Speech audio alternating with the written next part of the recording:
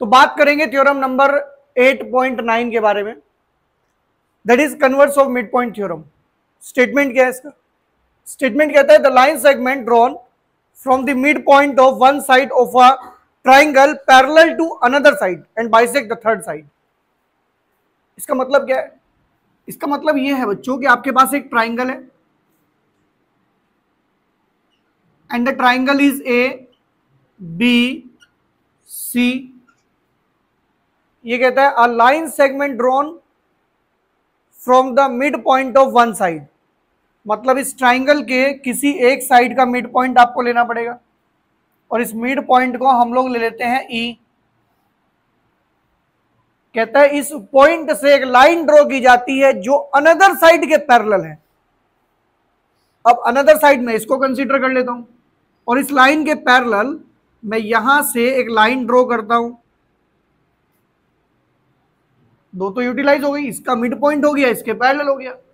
कहता है bisect the third side. Third कौन बचाइए? तो मतलब आपको यह प्रूफ करना है कि ये जो लाइन है ई एफ ये एसी को बाइसेक्ट करती है। तो सबसे पहले गिवन क्या है? आपको दो बातें गिवन है यहां पर। E is midpoint of AB and one more thing is given, EF is parallel to BC. EF is parallel to, what we need to prove, हमें प्रूफ क्या करना है? प्रूफ करना है आप लोगों को EF बाइसेक्ट AC, और आप ये भी कह सकते हैं कि आपको प्रूफ करना है AF is equals to FC। Bisect करता है इसका मतलब आपको यही तो प्रूफ करना है कि AF और FC इक्वल है। अब चलते हैं प्रूफ की तरफ। नाउ देखो बच्चों, प्रूफ में हम फिर से एक कंस्ट्रक्शन करेंगे जैसे मिड पॉइंट थ्योरम में किया था। और कंस्ट्रक्शन क्या करनी है बच्चों? इधर देखो, सी पॉइंट से आप एक लाइन ड्रॉ करेंगे और वो लाइन पैरेलल होगी आपकी इस बीई के, या बी ए भी कह सकते हैं आप। इसको करेंगे आगे कंस्ट्रक्ट एक्सटेंड करेंगे सॉरी इसको, और ये आपको पॉइंट डी पर मिलेगी। इधर ध्यान देना, इस बार ये ऑलरेडी एक पैरेललोग्राम बन जाएगा। पता है क्यों? देखो ये दोनों लाइन पहले से पैरेलल थी, ये आपने पैरेलल की, दोनों पेयर इसके पैरेलल हो गए। इसका मतलब अब आप इसे एज अ पैरेललोग्राम यूज कर सकते हो। तो सबसे पहले लिखते हैं कंस्ट्रक्शन को, लिखेंगे draw a line CB parallel to, किसके पैरेलल करेंगे इसको? पैरेलल टू BE भी लिख सकते हैं आप और BA भी लिख सकते हैं, वो एक ही बात हो जाएगी। विच मीट, जो कि मीट करता है किसको? EF को। कहां पर? Eight D। EF को कहां मीट करता है? D पर। लेकिन कब करता है? On extend. ऑन एक्सटेंड, जब आप इसे एक्सटेंड करते हैं, जब आप इसे, और यहीं पर लिख देना and complete parallelogram BCDE, and complete parallelogram BCDE। अब ये पैरेललोग्राम बन गया, आप इसे पैरेललोग्राम यूज कर सकते हो। क्लियर? देखो मेन टारगेट नहीं भूलना, मेन टारगेट है AF को FC के इक्वल करना। उसके लिए आपको ये दोनों ट्राइंगल्स करने पड़ेंगे कॉन्ग्रेंट, लेकिन कॉन्ग्रेंसी की तीनों कंडीशंस आपको नहीं मिलेंगी डायरेक्टली। क्यों?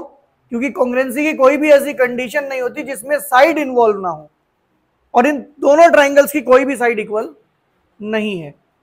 ये दोनों इक्वल नहीं है, ये दोनों डायरेक्ट इक्वल नहीं है।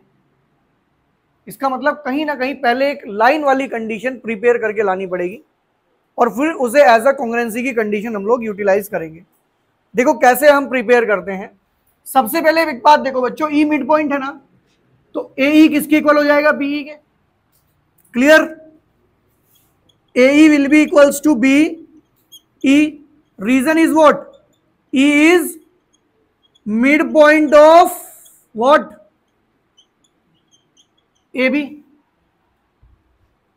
अच्छे जो आप देख रहे हो ना, सी डी, सी डी भी बीई के इक्वल है, अपोजिट साइड से पैरेललोग्राम की। देखो ये पैरेललोग्राम है, अपोजिट साइड से वो पैरेललोग्राम की, अपोजिट साइड्स ऑफ पैरेललोग्राम। आप चाहो तो इसे इक्वेशन 1 और इसे इक्वेशन 2 लिख सकते हो, और फिर यहां पर लिखना फ्रॉम इक्वेशन 1 एंड इक्वेशन 2। देखो ये भी बीई के इक्वल है और ये भी बीई के इक्वल है, तो इसका कहीं ना कहीं मतलब निकलता है कि ए ई सी डी के इक्वल है। और ये हमारी अभी एक कंडीशन यूज होगी कॉन्ग्रुएंसी में, ठीक है ना। इन दोनों ट्रायंगल में एक ए ई हो जाएगा और एक सी डी हो जाएगा। अब लगाए congruency in triangle A E F and triangle C D F. देखो 3 कंडीशंस अब हमारे पास हैं। एक काम करते हैं, ये एंगल 1 और ये एंगल 2 वर्टिकली, ये एंगल 3 और ये एंगल 4, क्योंकि लाइंस तो पैरेलल है तो ऑल्टरनेट इंटीरियर हो जाएगा, और फिर एक आपकी ये साइड हो जाएगी, और एंगल साइड कंसीडर कर देंगे। Angle 1 equals to angle 2, it's vertically opposite angles. Second one, angle 3 is equals to angle 4, it's alternate interior. Z form कर रहे हैं दोनों, जो जेड फॉर्म करते हैं इस तरह से पैरेलल लाइन के साथ, वो ऑल्टरनेट इंटीरियर एंगल होते हैं। Alternate interior angles, and the last condition is A E equals to C D. A E equals to C D, ये प्रिपेयर कर रखी है ऑलरेडी।